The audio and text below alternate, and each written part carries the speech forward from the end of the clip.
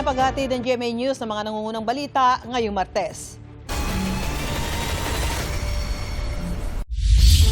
Target simula ng mga otoridad ngayong umaga ang retrieval at clearing operation sa gumuhong gusali sa Angeles City. 16 pa ang pinaghahanap. May unang balita live si Bam Alegre. Bam? Susan, sa abiso ng Unified Command System ay manunumbalik ng 7 a.m. ang operasyon dito sa gumuhong gusali sa Angeles City, Pampanga. Natigil ang rescue operations magdamag sa gumuhong gusali sa Barangay Balibago, Angeles City sa Pampanga. Ayon sa Bureau of Fire Protection, 8:27 p.m. kagabi itinigil ang operasyon. Gayunman may mga nakabantay na otoridad sa palibot ng gusali. Pasado alas 5 ng umaga pa lang may mga personnel namang nagsasagawa ng assembly at briefing sa site. Alas 7 ng umaga, target simula ng retrieval and clearing operations na ito. Magkakaroon ng press briefing mamayang 9 a.m. para ipaliwanag ang shift mula search and rescue patungong retrieval and clearing operations. Sa tala ng PNP Command Post, 4 ang kumpirmadong nasawi. 27 na ang na-rescue. Sa bagong impormasyon mula kay Fire Officer 3 Catherine Elesterio ng BFP, isang individual na nasa listahan ng nawawala ang personal na nagpakita sa City Social Welfare and Development Office para kumpirmahing wala siya sa gusali nang mag-collapse ito. Kaya ibinaba ang bilang ng mga hinahanap pa sa 16 mula sa 17. Kung titingnan nyo po, ang pagbaling po ng building is papunta po dito sa Sector 3. Sector 3 and 4, gumanon po siya. So may tendency po dun sa Sector 1, may mga possible openings, pero ayun po yung sinecheck natin kung paano tayo makapush through.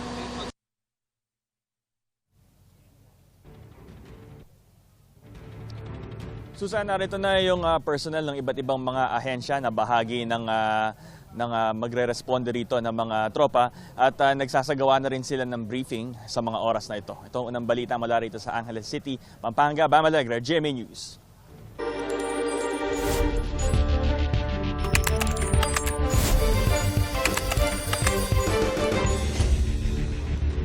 Pinayagan ng International Trial Court Chamber 3 na huwag dumalo si dating Pangulong Rodrigo Duterte sa status conference para sa kaso niyang crimes against humanity bukas, May 27. Inutusan ng trial chamber ang defense team na isumite ang pinirmahan ng dating Pangulo para i-waive ang kanyang karapatang dumalo. Batay sa waiver ni Duterte, sinabi niyang mga abogado na lang niya ang haharap sa status conference. Ayon sa Trial Chamber 3, kabilang sa mga tatalakayin sa status conference ang pagtatakda ng petsa ng paglilitis, gayon din ang mga update sa mga isinumiting ebidensya, witnesses at ibang dokumento mula sa prosecution at defense teams. Tatalakayin din ang mga wikang gagamitin ng mga testigo at kung kinakailangan ng translator, mga protocol sa korte at iba pang pwedeng makaapekto sa daloy ng paglilitis. Sinabi ni Senadora Amy Marcos kahapon na isinusulong umano ng ilang mambabatas ang charter change para magkaroon ng term extension. Pumalag dyan ang ilang minority senators at tinawag na propaganda at fake news ang mga inilahad ni Senadora Marcos. May unang balita si Ian Cruz. Kaya nga sinasabi we're a circus. I apologize to those who are watching. They think we're a circus. Ito ang reaksyon ni Senador Mig Zubiri sa presentasyon ni Senadora Amy Marcos sa kanyang privilege speech. Nagpalabas ang senadora ng video na naglalaman ng mga aligasyon na may mga mambabatas umanong nagsusulong ng pag-amyenda sa saligang batas sa pamagitan ng CONAS. Nagkita si Tito Soto at House Speaker D para pag-usapan kung ano ang papakialaman sa 1987 Constitution habang nakaupo si Bongbong Marcos. Para raw mangyari ang charter change, kailangan daw ng no-el o no election scenario. Malakas ang ugong ng no-el sa 2028. Lumutang na rin ang mga detalye. Magte-term extension ang mga congressman at madadagdagan ng 3 taon na mananatiling nakaupo sa pwesto hanggang 2031. Ganon din, 2028. Ganon din ang mga senador, pati ang Pangulo, hanggang 2031 na raw. Kung may election man sa 2028, sa lokal na lang. Kakawing daw ng planong charter change at no-el ang impeachment ni Vice President Sara Duterte. Impeachment, no elections, term extension. Ito ang inaatupag ng ilang mambabatas na nagiging mambubutas ng sikmura ng taong bayan. Tanong ngayon, ayaw ba talaga ng palasyo sa Chacha o kunwari lang?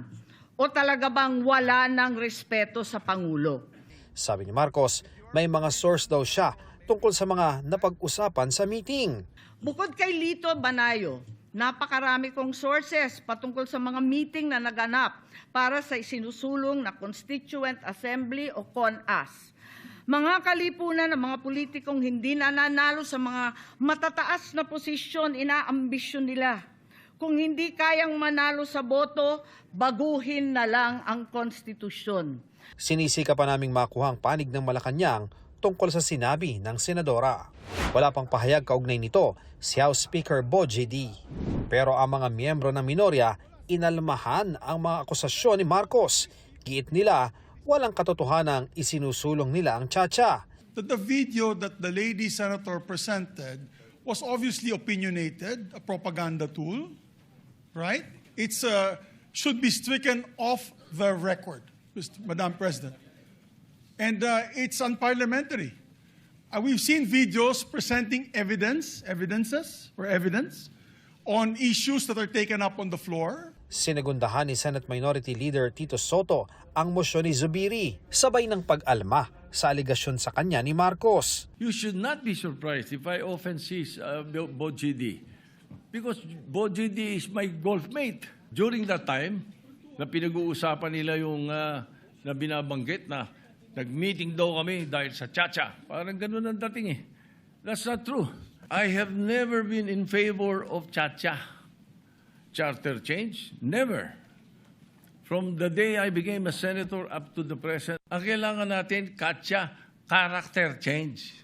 This representation was chairman of the Constitutional Amendments Committee from August 12 until May 11. The Committee on Constitutional Amendments never held hearings on constitutional change. That in itself is proof. These are lies, Mr. President.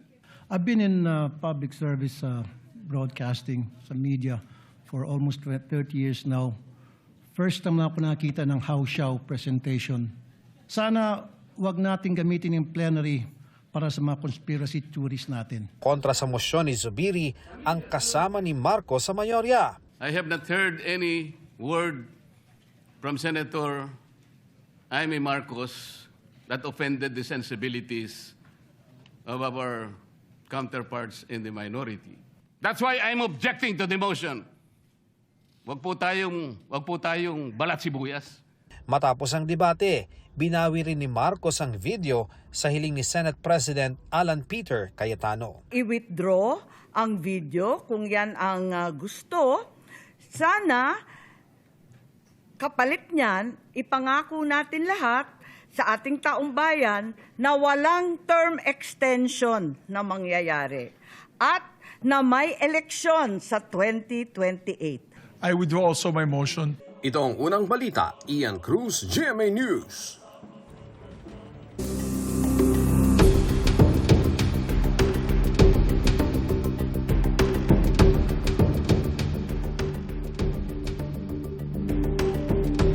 Tinukoy na po ni Bicol Saro Party List Representative Terry Redon na miyembro ng House Prosecution Panel ang ilan sa mga tetestigo sa impeachment trial ni Vice President Sara Duterte. Sabi ni Redon, magiging witness kaugnay sa hindi umano maipaliwanag na yaman ng bise ang Ombudsman, Securities and Exchange Commission, National Bureau of Investigation pati ang Anti-Money Laundering Council. Ito ay ikalawang article of impeachment laban sa bise at si Redon ang lead prosecutor. Pinag-aaralan pa raw kung paharapin din ang Bureau of Internal Revenue. Tuloy-tuloy ang paghahanda ng prosecution panel ayon kay House Trial Spokesperson Representative Rene Co. Umaasa silang magbibigay na ng substantive o makabuluhang sagot ang bise kaugnay sa mga alegasyon sa kanya. Panawagan niya sa publiko, lumahok sa pagmamonitor sa mga mangyayari sa impeachment trial.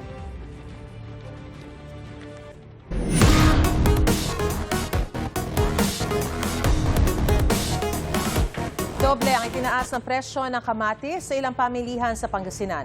Tiniyak naman ng grupong Sinag na sapat ang supply ng kamatis hanggang sa mga susunod na buwan.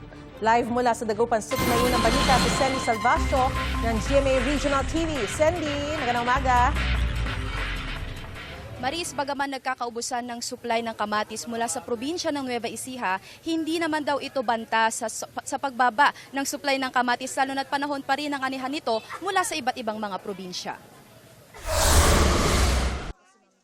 Maraming supply ng kamatis. Ito ang pagtitiyak ng Samahang Industriya ng Agrikultura o SINAG sa mga mamimili. Normal pa raw ang bentahan sa farm gate ng kamatis sa halagang 7 to 14 pesos kada kilo. Inaasahang magtatagal ang supply nito sa mga susunod na buwan. Wala naman tayong nakikita ang problema. Tuloy-tuloy naman ang ating production like sinabi natin last month. Nitong nakaraang linggo, halos hindi nilubayan ng mga mamimili ang ilang bentahan ng kamatis sa mga dan public market. Bumagsak kasi sa 20 pesos kada kilo ang presyo nito. Ang dahilan ng pagbaba ng presyo noon, ipinapaubos na lang daw ang stocks na mula sa Nueva Ecija.